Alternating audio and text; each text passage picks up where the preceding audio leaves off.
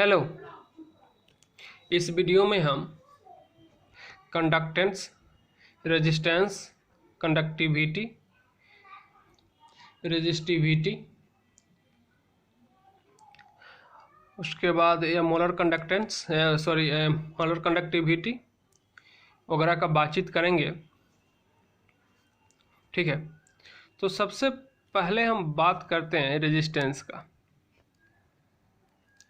Resistance, तो resistance क्या है? तो एक चीज़ आप लोग समझते हो कि resistance is a reason which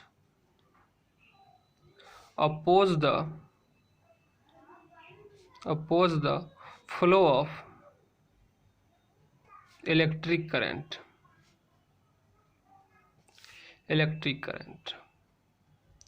कहता है कि रेजिस्टेंस वह कारण है जो इलेक्ट्रिक करंट के फ्लो को अपोज करता है, रोकता है। तो जैसे कि हम जानते हैं कि अगर ये वायर है तो वायर में फ्री इलेक्ट्रॉन्स होता है। इसकी चर्चा हम लोग पिछले वाले वीडियो में किए हैं। अगर इलेक्ट्रोलाइट है तो इसमें फ्री आयंस होते हैं कि Na+Cl- आयन, Na+Cl- आयन। अगर एक्वस मीडियम में अगर हम NaCl को डिजल्व किए हैं, और हाँ, जहाँ पर भी आयंस देखेंगे एक्वस मीडियम में तो Na+ एक्वस और Cl- एक्वस इस टाइप से लिखेंगे लोग, यानी कि हर जगह यहाँ पे एक्वस एक्वस करके लिखेंगे। क्लियर? तभी हम लोग बात करते हैं इलेक्ट्रॉन पे, आयंस पे हम लोग बातचीत करेंगे आगे। तो कहते हैं कि इलेक्ट्रॉन्स का जो फ्लो है यही इलेक्ट्रिक करंट है। तो अगर इलेक्ट्रॉन अगर फ्री है तो ऐसे भी मूव कर रहा है, इधर भी मूव करेगा, इधर भी मूव करेगा, इधर भी मूव करेगा, इधर भी मूव करेगा, जैसे मन करे वैसे मूव करेगा। लेकिन जैसे हम इसमें पोटेंशियल डिफरेंस को अप्लाई कर दें, पोटेंशियल अप्लाई कर दें, तो क्या करते हैं कि पोटेंशियल अप्लाई करने के बाद इसके फ्लो का डायरेक्शन एक खास हो जाता है।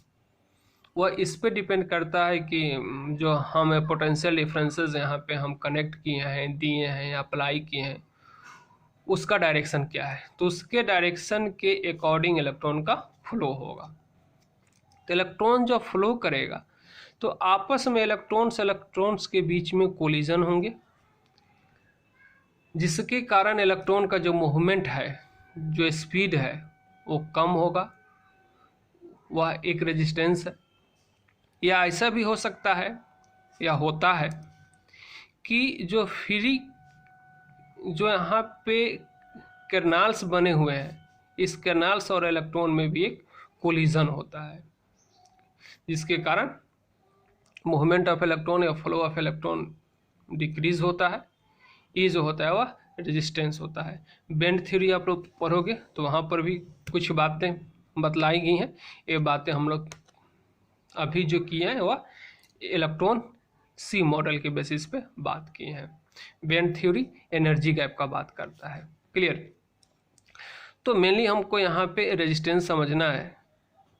तो ये चीज़ हम लोग समझ गए कि due to the collision between electrons and kernel, movement of electron या speed of electron decrease, that is a resistance.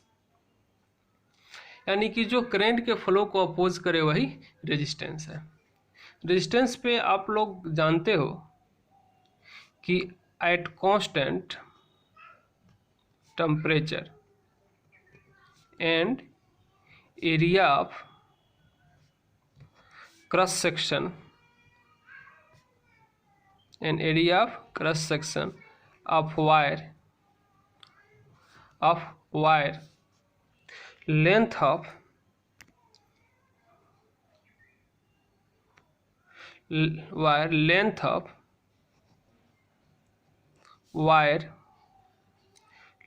of wire increase, resistance increase। कहता है कि अगर हम वायर के एरिया ऑफ क्रॉस सेक्शन यानी कि ए जो है एन टी इसको फिक्स रखें और हम लेंथ को इंक्रीज करें तो रेजिस्टेंस इंक्रीज हो जाता है, यानी कि आर डायरेक्टली प्रोपोर्शनल एल। यही कारण है कि हम लोग घरों में बातचीत करते हैं तो कहते हैं कि अगर डीसी करंट लेकर जाना है, यानी कि बैटरी से कहीं तार को कनेक्ट करके कहीं दूसरे सोर्स तक लेकर जाना है तो तार बहुत बड़ा नहीं होना चाहिए। इसलिए नहीं होना चाहिए कि बहुत सारा करंट जो है वो बर्बाद हो जाएगा ड्यू टू द रेजिस्टेंस। अब कहते हैं कि एरिया ऑफ क्रॉस सेक्शन क्या है, तो जो तार होता है, तार की जो मोटाई होती है यही है, इसी को हम एरिया ऑफ क्रॉस सेक्शन कहते हैं। क्लियर। दूसरा कहता है कि at constant temperature and length of wire if area of cross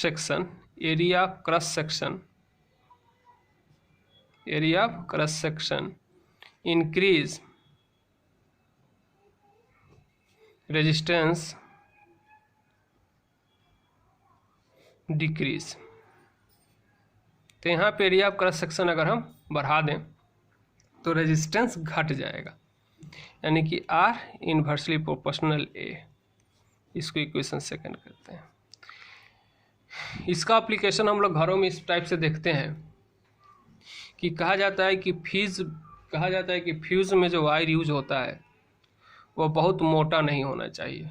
इसलिए मोटा नहीं होना चाहिए कि अगर वायर मोटा हो गया तो उसका रेजिस्टेंस कम हो जाएगा, और रेजिस्टेंस कम होगा तो हीटिंग इफेक्ट कम होगा, हीटिंग इफेक्ट कम होगा तो वायर जो होगा वो मेल्ट नहीं कर पाएगा, यानी कि सर्किट कटेगा नहीं। और सर्किट कटेगा नहीं तो जो भी हमारे इलेक्ट्रिकल इंस्ट्रूमेंट्स है वे बर्बाद हो सकते हैं। क्लियर। तो इस टाइप से चीज़ें होनी चाहिए।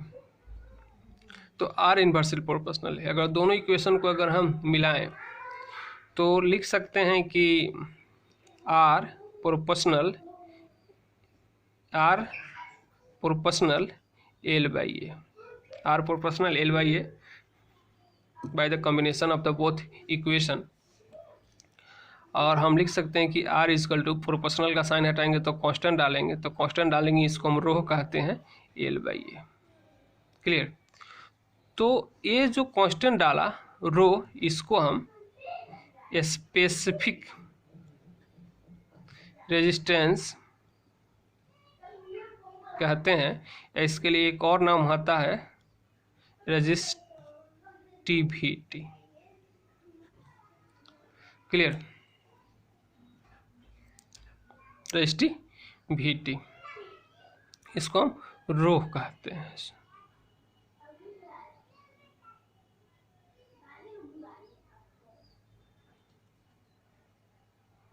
क्लियर।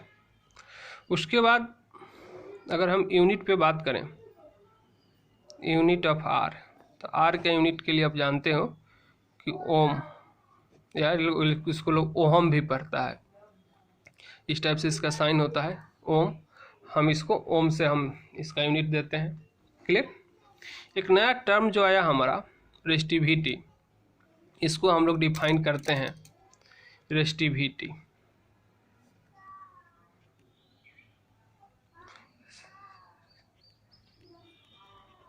RESISTIVITY रेजिस्टिविटी, इसको हम लोग डिफाइन करें। तो रेजिस्टिविटी के लिए हम लिख सकते हैं इसी इक्वेशन से कि resistivity is equal to RA by L हो जाएगा। तो हम कह सकते हैं कि वैसा वायर जिसका एरिया ऑफ क्रॉस सेक्शन और लेंथ दोनों फिक्स हो, का जो रेजिस्टेंस होगा उसी को हम रेजिस्टिविटी कहेंगे। क्लियर। यानी कि हम कह सकते हैं कि the resistance of a wire having unit length and unit square area of cross section is called restivity.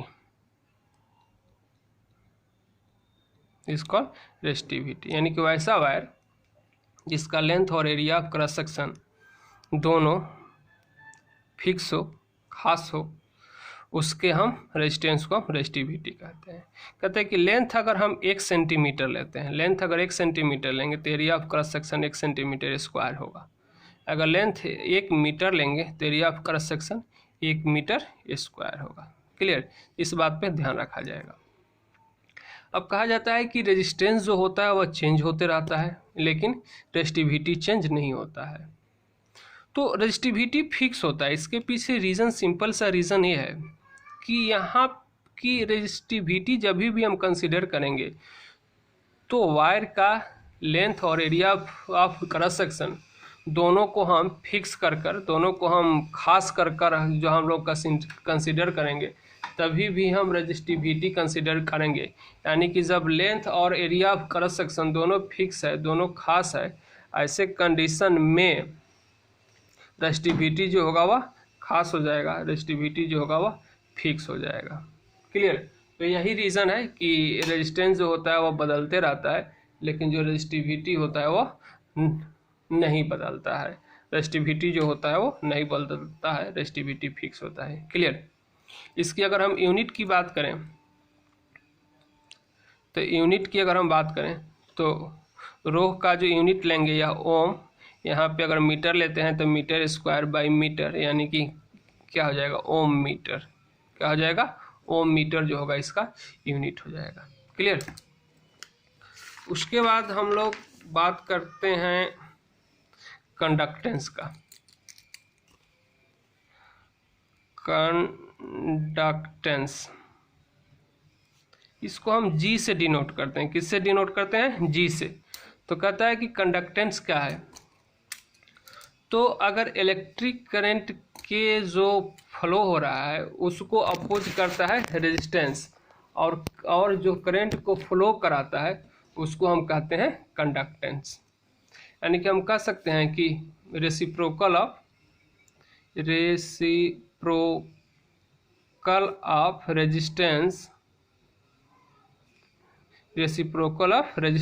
Is known as conductance. यानी कि जो रेजिस्टेंस का जो रेसिप्रोकल होगा उसको हम कंडक्टेंस कहते हैं। यानी कि जी इक्वल टू लिख सकते हैं 1/r। क्लियर, अगर यूनिट की अगर हम बात करें तो 1/r, यानी कि 1/ओम को हम पर ओम कहते हैं। अब पर ओम के लिए एक हम साइन यूज करते हैं, एस के जैसे लिखते हैं, इसको हम साइमन कहते हैं। क्या कहते हैं, साइमन कहते हैं। तो कंडक्टेंस के लिए एक चीज आपको समझ में आ गई होगी कि कंडक्टेंस वह है जो करंट के फ्लो को करवाता है। जो करंट के फ्लो को करवाए उसी को हम कंडक्टेंस कहते हैं। क्लियर, रेजिस्टेंस वह है जो करंट के फ्लो को रोकता है, और कंडक्टेंस वह है जो करंट के फ्लो को करवाता है। क्लियर, कहते हैं नेक्स्ट टर्म आता है, इसको हम स्पेसिफिक कंडक्टेंस या कंडक्टिविटी कहते हैं। कंडक्टिविटी कहते हैं इसको। के जैसा एक सिंबल होता है जिसको हम यूज करते हैं, इसको कप्पा पढ़ते हैं। कप्पा, कटप्पा से याद रखिएगा, कप्पा। कहते हैं कंडक्टिविटी क्या है, तो उसी टाइप से रेसिप्रोकल ऑफ रेसिप्रोकल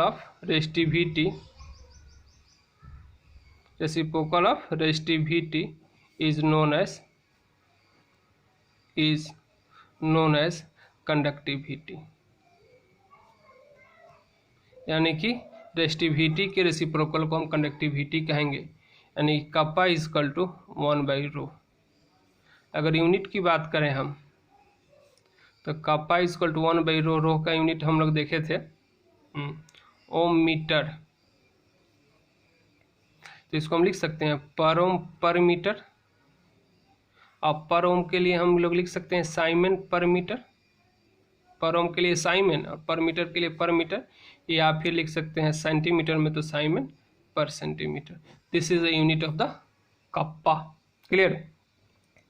तो एक चीज को याद रखा जाएगा।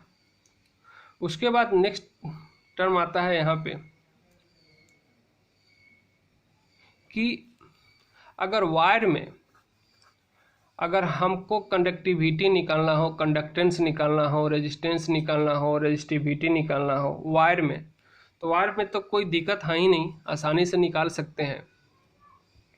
लेकिन अगर हम इलेक्ट्रोलाइट की बात करें तब हम कैसे निकालेंगे? क्योंकि इलेक्ट्रोलाइट जब भी रहेगा तो वह उसका एक वॉल्यूम होगा, और वह वॉल्यूम एक कंटेनर में रहेगा, और कंटेनर का एक अपना शेप होगा, एक साइज होगा। क्योंकि ये हम जानते हैं कि 1 लीटर अगर हम इलेक्ट्रोलाइट लें 1 m का सोल्यूशन होगा, तो हम अपने डिजायर कंटेनर में उसको रख सकते हैं। कंटेनर हम जैसा बनाया इस टाइप से भी कंटेनर बना सकते हैं, इस टाइप से भी कंटेनर बना सकते हैं, उस कंटेनर में हम इसको रख सकते हैं। यानी कि कंटेनर के शेप के अधीन यह रहेगा। तो फिर कंडक्टिविटी को डिफाइन करना हो इलेक्ट्रोलाइट के लिए, तब हम इसको कैसे डिफाइन करेंगे? क्लियर? वायर में तो आसान है, क्योंकि वायर का लेंथ भी आपका फिक्स होता है, एरिया ऑफ क्रॉस सेक्शन भी फिक्स होता है। वायर में आसान है कंडक्टिविटी को, कंडक्टेंस को, रेजिस्टेंस को, रेजिस्टिविटी को कैलकुलेट कर लेना। क्योंकि अगर वायर है तो उसका एरिया ऑफ क्रॉस सेक्शन भी फिक्स है, उसका लेंथ भी फिक्स है। लेकिन इलेक्ट्रोलाइट है तो एरिया ऑफ क्रॉस सेक्शन भी फिक्स नहीं है, उसका लेंथ भी फिक्स नहीं है। तो यह तो कंटेनर पर ना डिपेंड करेगा कि किस टाइप के कंटेनर में हम रखे हैं। तो हम लोग बात करेंगे तो कंटेनर की बात करेंगे, चर्चा करेंगे तो कंटेनर की चर्चा करेंगे। क्लियर? तो इस बात पे बड़ा ध्यान देना होगा, इसको ढंग से समझेंगे। क्लियर? तो हम यहाँ पे जो हम हम कंडक्टिविटी निकालते हैं, कंडक्टिविटी ऑफ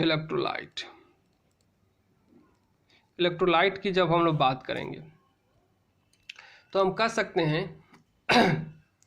कि conductance of ions present in 1 ml known as conductivity।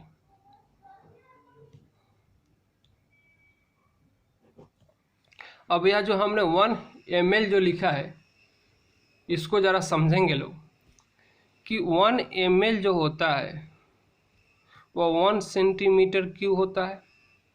इसको हम लोग 1 cc भी कहते हैं। 1 cc मतलब 1 सेंटीमीटर क्यूब। तो अगर हम इस टाइप से कोई कंटेनर बनाएं, इस टाइप से अगर हम कोई कंटेनर लें जिसमें इसका लेंथ, ब्रेथ, हाइट, इसका लेंथ भी 1 सेंटीमीटर हो, इसका ब्रेथ भी 1 सेंटीमीटर हो, इसका हाइट भी 1 सेंटीमीटर हो, तो इसका जो वॉल्यूम होगा वो 1 सेंटीमीटर क्यूब होगा। क्लियर? और वॉल्यूम जब इसका 1 सेंटीमीटर क्यूब होगा तो इसमें जो इलेक्ट्रोलाइट रहेगा उस इलेक्ट्रोलाइट का भी वॉल्यूम 1 सेंटीमीटर क्यूब होगा, या उसका वॉल्यूम जो होगा 1 सेंटीमीटर क्यूब होगा। और हम इसको कह सकते हैं कि यह 1 ml इलेक्ट्रोलाइट है। तो इसका जो कंडक्टेंस होगा, इसके कंडक्टेंस को हम कहेंगे कि यह 1 ml इलेक्ट्रोलाइट की कंडक्टिविटी है। यानी कि इसमें जो आयंस होंगे उस आयंस का जो मूवमेंट होगा, जो पासिंग ऑफ द करंट होगा, उसको हम कहेंगे कि यह इलेक्ट्रोलाइट की कंडक्टिविटी है। क्लियर? अब होगा क्या कि अगर हमको 1 ml या 1 सेंटीमीटर क्यूब या 1 ml अगर इलेक्ट्रोलाइट की कंडक्टिविटी अगर हमको पता हो गई तो हम 100 ml का भी निकाल सकते हैं, हम 500 ml का भी निकाल सकते हैं। क्लियर? तो इस टाइप से हम लोग निकाल सकते हैं। कहता है कि इसको अगर हम लें तो कापा इक्वल टू हम पढ़े 1/r इंटू L/A, इसे हम लोग, तो कहता है कि L/A जो है, अब तो क्या हो जाएगा, ये जो कंटेनर है उसका लेंथ होगा और एरिया ऑफ क्रॉस सेक्शन होगा, यानी कि इसको हम लोग फिक्स करते हैं। वे वैल्यू फिक्स होता है, इसको हम लोग सेल कांस्टेंट के नाम से जानते हैं। किस नाम से जानते हैं? सेल कांस्टेंट के नाम से जानते हैं, जिसको हम लोग G स्टार करके लिखते हैं। क्लियर? यानी कि हम कह सकते हैं कि कापा इक्वल टू, यानी कि कंडक्टिविटी इक्वल टू 1/r के लिए हम कंडक्टेंस लिख सकते हैं, कंडक्टेंस लिख सकते हैं, conductance into cell constant, cell constant. Clear? तो आई होप आपको समझ में आ गई होगी ये बात। इसके बाद हम बात करते हैं मोलर कंडक्टिविटी पे। ये टर्म क्या है? मोलर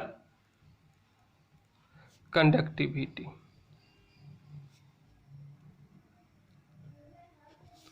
मोलर कंडक्टिविटी को हम लैम्डा m, इस टाइप से हम लोग लिखते हैं, लैम्डा m। तो कहता है कि मोलर कंडक्टिविटी क्या है? तो मोलर कंडक्टिविटी के लिए कहता है कि conductance due to all the ions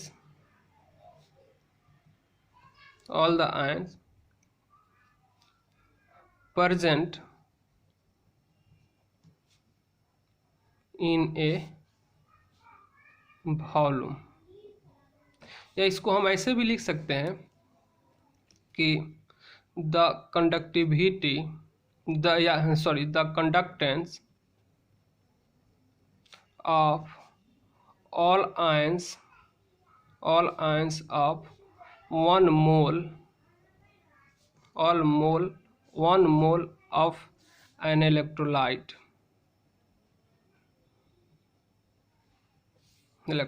the conductance of all ions of 1 mole of an electrolyte in a volume known as molar conductivity. Molar conductivity यानी कि एक चीज को आपको याद रखा जाएगा, जो मोलर कंडक्टिविटी और मोलर कंडक्टिविटी में जो डिफरेंस आ रहा है वह यह है कि कंडक्टिविटी में वॉल्यूम फिक्स होता है, यहाँ पे आयंस फिक्स है, यानी कि मोल्स फिक्स है। मोल्स क्या है? फिक्स्ड है। क्लियर? यानी कि लैम्डा m जो हो जाएगा वो कापा इंटू वॉल्यूम हो जाएगा, या कापा इंटू वॉल्यूम, या फिर ऐसे भी लिख सकते हैं कि lambda m equal to kappa by concentration, kappa by concentration. अगर हम यूनिट की बात करें, यूनिट ऑफ लैम्डा m, तो लैम्डा m की अगर यूनिट की हम बात करें तो लिख सकते हैं कि कप्पा का यूनिट हो गया आपका साइमन पर सेंटीमीटर, और कंसंट्रेशन है तो मोल बाई वॉल्यूम लेंगे, और वॉल्यूम हम किस चीज़ में लेंगे? लीटर में लेंगे। तो 1 लीटर में क्या होता है? 1000 सेंटीमीटर क्यूब होता है। 1 लीटर के लिए हम 1000 सेंटीमीटर क्यूब लिख सकते हैं, यानी कि इसको लिख सकते हैं कि साइमन पर centimetre into 1000 centimetre cube by mole, यानी कि लिख सकते हैं कि साइमन सेंटीमीटर स्क्वायर पर मोल और जब हम लोग सेंटीमीटर में लेंगे तो 1000 से मल्टीप्लाई करेंगे, क्योंकि 1000 से मल्टीप्लाई करेंगे, इसलिए मल्टीप्लाई करेंगे क्योंकि 1 लीटर जो होता है वह 1000 सेंटीमीटर क्यूब होता है। क्लियर? 1 लीटर जो होता है वह 1000 सेंटीमीटर क्यूब होता है, इसलिए हम इसको ऐसे मल्टीप्लाई करेंगे। तो यूनिट पे ध्यान दिया जाएगा। नेक्स्ट इसमें एक टर्म आएगा इक्विवेलेंट कंडक्टिविटी। इक्विवेलेंट कंडक्टिविटी, इसको हम लोग लैम्डा EQ लिखते हैं। क्लियर? तो इक्विवेलेंट कंडक्टिविटी क्या है? तो मोलर कंडक्टिविटी, आपको पता है कि मोलर जहाँ पे शब्द आता है वहाँ पे हम लोग मोल्स यूज करते हैं, और जहाँ पे इक्विवेलेंट वर्ड आता है, इक्विवेलेंट शब्द आता है, वहाँ पे हम ग्राम इक्विवेलेंट यूज करते हैं। तो हम लिख सकते हैं कि the conductance of all ions of 1 gram equivalent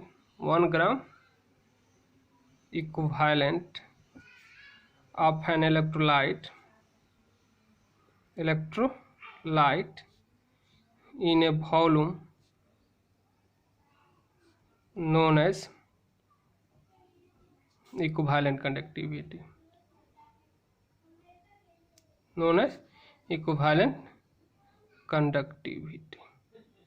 उसको हम लोग इक्विवेलेंट कंडक्टिविटी कहेंगे। क्लियर? यानी कि इसके लिए अगर हम बात करें इक्विवेलेंट कंडक्टिविटी के लिए, तो हम लिख सकते हैं कि lambda EQ equal to kappa into 1000 into gram equivalent. Gram equivalent जो हम लोग निकालते हैं यहाँ से, जो यहाँ पर जो हम लोगों ने जो मोलरिटी कंसीडर किया है, यहाँ पे हम लोग नॉर्मलिटी कंसीडर करेंगे। क्लियर? क्योंकि 1 ग्राम इक्विवेलेंट अगर 1 लीटर में डाला जाए, 1 ग्राम इक्विवेलेंट अगर 1 लीटर में डाला जाए तो इसको हम 1 नॉर्मलिटी कहते हैं। क्या कहते हैं? नॉर्मलिटी कहते हैं। क्लियर? तो अगर हमको मोलर कंडक्टिविटी, अगर हमको लिखना हो कि इक्विवेलेंट कंडक्टिविटी कितनी होनी चाहिए, तो लिख सकते हैं कि molar conductivity into n factor. n factor क्या है? तो वैलेंसी फैक्टर है। क्या है? वैलेंसी फैक्टर है। क्लियर? तो इस टाइप से हम इक्विवेलेंट कंडक्टिविटी को निकाल सकते हैं। तो मेनली हमको मोलर कंडक्टिविटी पे बातचीत करनी होती है। इक्विवेलेंट कंडक्टिविटी भी सिलेबस में था, इसलिए हम इस पर बातचीत किए। उसके बाद हम लोग बातचीत करेंगे कि जो कंडक्टिविटी है वह कंसंट्रेशन के अकॉर्डिंग किस टाइप से चेंज होता है।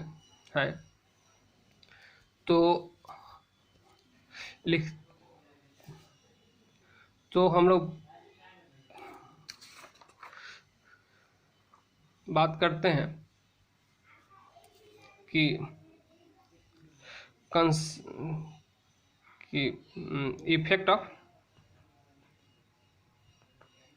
Effect on conductivity and molar conductivity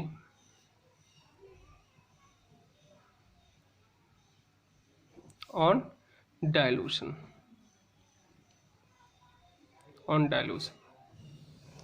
तो कंडक्टिविटी और मोलर कंडक्टिविटी पर डाइल्यूशन का क्या इफेक्ट होगा, डाइल्यूशन का क्या प्रभाव होगा, इसकी हम लोग चर्चा करेंगे। तो सबसे फर्स्ट बात आए कि डाइल्यूशन का मतलब क्या होता है। तो डाइल्यूशन का मतलब होता है कि एडिशन ऑफ वाटर। मैंने जनरली, क्योंकि जनरली यह 100% सही नहीं है, इसलिए क्योंकि हम डाइल्यूट कर रहे हैं किसी चीज़ को। अगर हमने उसका वाटर में सॉल्यूशन बनाया है और जनरली सॉल्यूशन हम लोग वाटर में बनाते हैं। तो अगर हमने उसका वाटर में सॉल्यूशन बनाया है तो डाइल्यूट करने का मतलब हुआ है कि और उसमें वाटर डाल दें, तो और अधिक वाटर डालेंगे तो वाटर डालने से और अधिक वाटर डालने से होगा क्या कि वह डाइल्यूट होगा। क्लियर। तो डाइल्यूशन का मतलब होता है कि जनरली एक खास मतलब है कि जनरली हम लोग कह देते हैं कि उसमें और अधिक वाटर डालें तो उसको डाइल्यूट कर देते हैं। हाँ, या इस पे डिपेंड करता है कि हम जो सोल्यूशन बनाए हैं वह किस मीडियम में सोल्यूशन बनाए हैं। अगर हमारा सॉल्वेंट वाटर है तो और अधिक वाटर डालेंगे, कुछ और सॉल्वेंट है तो उसको डालेंगे, अगर उसी टाइप के सोल्यूशन हमको रखना है तो। क्लियर।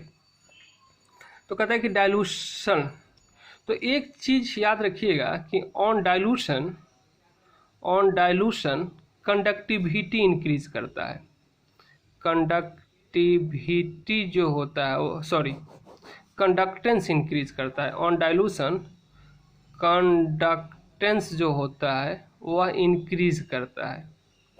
कंडक्टेंस इंक्रीज करेगा कि अगर हम डाइल्यूशन करेंगे तो कंडक्टेंस इंक्रीज करेगा। कंडक्टेंस इंक्रीज क्यों करेगा? इसके लिए रीज़न यह है, कंडक्टेंस इंक्रीज करने का रीज़न ये है, रीज़न कि अगर स्ट्रॉन्ग इलेक्ट्रोलाइट है तो स्ट्रॉन्ग इलेक्ट्रोलाइट में डिसोसिएशन नहीं बढ़ेगा आयंस का, क्योंकि स्ट्रॉन्ग इलेक्ट्रोलाइट है तो ऑलरेडी उसमें 100% डिसोसिएशन होता है, लगभग 100% तक हम कह सकते हैं कि दुनिया में कुछ नहीं होता है, तो अगर हम कहें तो 99.9%, तो इसको 100% हम कंसिडर कर ही सकते हैं। तो अगर स्ट्रॉन्ग इलेक्ट्रोलाइट है तो उसमें होता क्या है कि ऑलरेडी तो डिसोसिएशन होता है, लेकिन अब आयंस जो पास में होंगे पॉजिटिव आयंस है या ये निगेटिव आयंस है जो पास में है, डाइल्यूशन करने के बाद क्या हो जाएंगे, इनके बीच में दूरियां बढ़ जाएंगी। और इसके बीच में जब दूरियां बढ़ जाएंगी आयंस के बीच में, तो जो एक दूसरे पर जो एक फोर्स ऑफ अट्रैक्शन है वो क्या हो जाएगा, कम हो जाएगा। और एक दूसरे पे फोर्स ऑफ अट्रैक्शन कम होने से आयंस का जो मूवमेंट होता है, आयंस का जो फ्लो होता है वो आसानी से होते रहता है। क्लियर।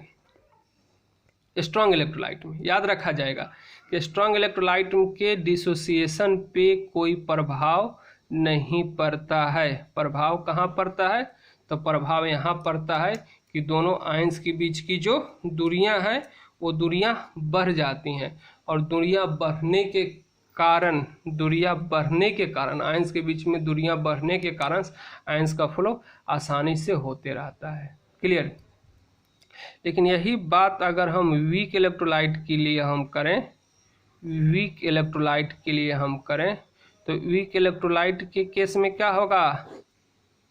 तो वीक इलेक्ट्रोलाइट में आप लोग जानते हो कि जितना अधिक डाइल्यूट करेंगे, डाइल्यूट करने के बाद डिसोसिएशन ऑफ आयंस बढ़ते हैं। वीक इलेक्ट्रोलाइट्स में डिसोसिएशन ऑफ आयंस जो हैं वह इंक्रीज करेगा, और डिसोसिएशन ऑफ आयंस इंक्रीज करेगा यानी कि नंबर ऑफ आयंस बढ़ेगा, और नंबर ऑफ आयंस बढ़ेगा तो कंडक्टेंस जो होगा वह बढ़ेगा, इंक्रीज करेगा। तो स्ट्रॉन्ग इलेक्ट्रोलाइट में और वीक इलेक्ट्रोलाइट में दोनों में डाइल्यूशन से कंडक्टेंस बढ़ता है, और दोनों के कंडक्टेंस बढ़ने का जो कारण है, जो रीज़न है, वो अपना रीज़न है। तो इस रीज़न को याद रखा जाएगा।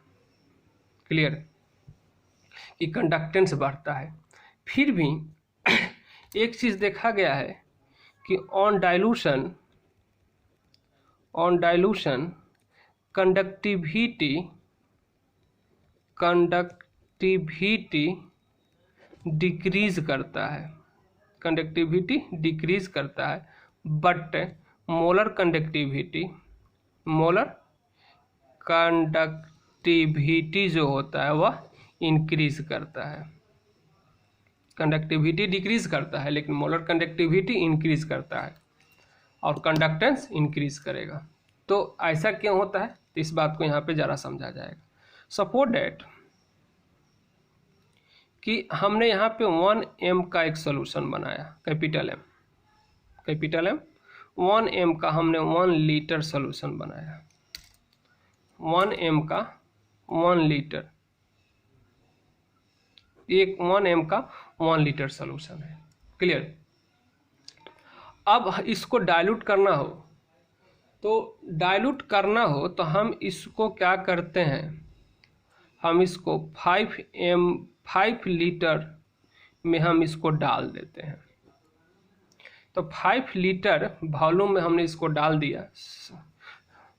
सपोज दैट कि ये भी वाटर में सॉल्यूशन है, ये भी हमने लिया, यहाँ पे वाटर ही लिया है।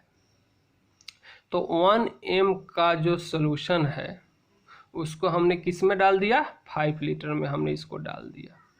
तो 5 लीटर में डाल दिया। अब इसका वॉल्यूम कितना हो गया, तो 6 लीटर हो गया। क्लियर। अब यहाँ पे थोड़ा सा ध्यान देना होगा कि यहाँ पे अगर हम बात करें कि 1 ml में, क्योंकि जो कंडक्टिविटी निकालनी है हमारी, वह तो 1 ml में निकालना है। कंडक्टिविटी जो निकालना है वह तो 1 ml में निकालना है। क्लियर। तो 1 ml में अब क्या होगा कि नंबर ऑफ आयंस कम हो जाएंगे। 1 ml में नंबर ऑफ आयंस जो होंगे तो ये तो डिक्रीज कर गए ना।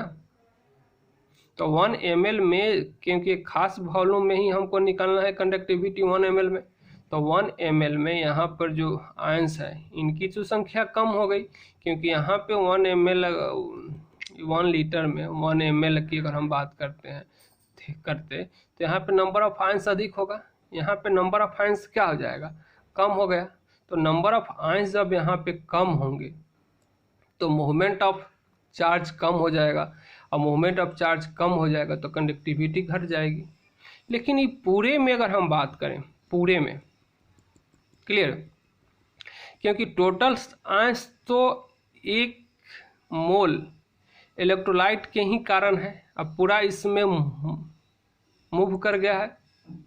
तो अगर स्ट्रॉन्ग इलेक्ट्रोलाइट है तो वहाँ पर भी पॉजिटिव और नेगेटिव चार्जेस के बीच की दूरी तो बढ़ गई है। तो चार्जेस के बीच की दूरी बढ़ गई है तो फ्लो ऑफ चार्ज आसानी से होगा। अगर वीक इलेक्ट्रोलाइट है तो इसको डाइल्यूशन के बाद नंबर ऑफ आयंस बढ़ गए हैं, और नंबर ऑफ आयंस बढ़ गए हैं तो ऐसे कंडीशन में मूवमेंट ऑफ चार्ज अधिक हो रहा है। अब मूवमेंट ऑफ चार्ज अधिक हो रहा है यानी कि कंडक्टेंस अधिक हो रहा है, यानी कि मोलर कंडक्टिविटी अधिक हो जाएगी। क्लियर। तो इस आई होप समझ गए होंगे कि कंडक्टेंस डिक्रीज हो जाता है, इसलिए डिक्रीज हो जाता है क्योंकि एक खास वॉल्यूम में नंबर ऑफ आयंस डिक्रीज हो जाते हैं।